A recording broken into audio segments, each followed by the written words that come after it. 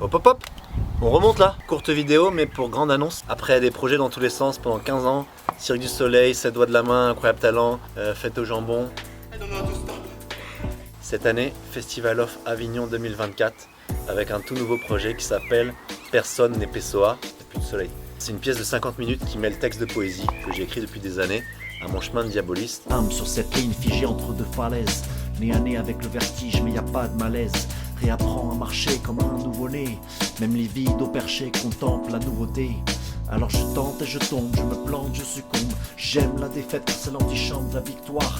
Mais la victoire c'est la bête, pas de lumière sans ombre. Alors je défends l'effort bien plus que la gloire. Référence à ma double culture franco-portugaise et à cet auteur, Fernando Pessoa, figure de proue de la littérature lusophone, qui a écrit plus de 27 000 textes qu'il a laissés dans une malle gigantesque derrière lui après sa mort. E assim, nas calles da roda,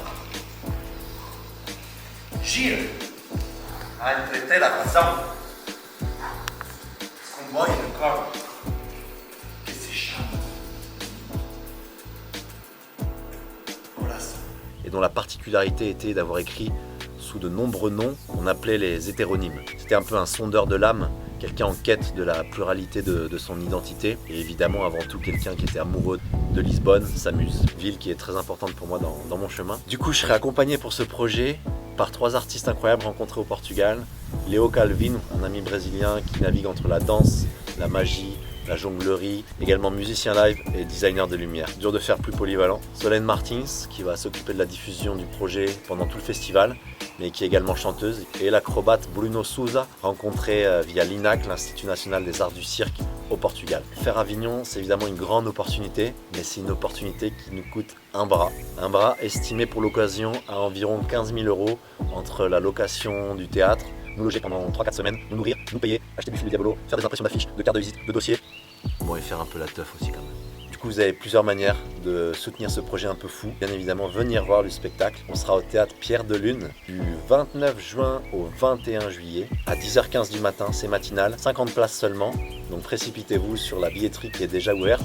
Lien en bio ou en description, vous n'allez pas le rater, on va vous spammer. Vous pouvez également tout simplement en parler autour de vous. À Avignon, ce qui fonctionne très bien, c'est le bouche à oreille.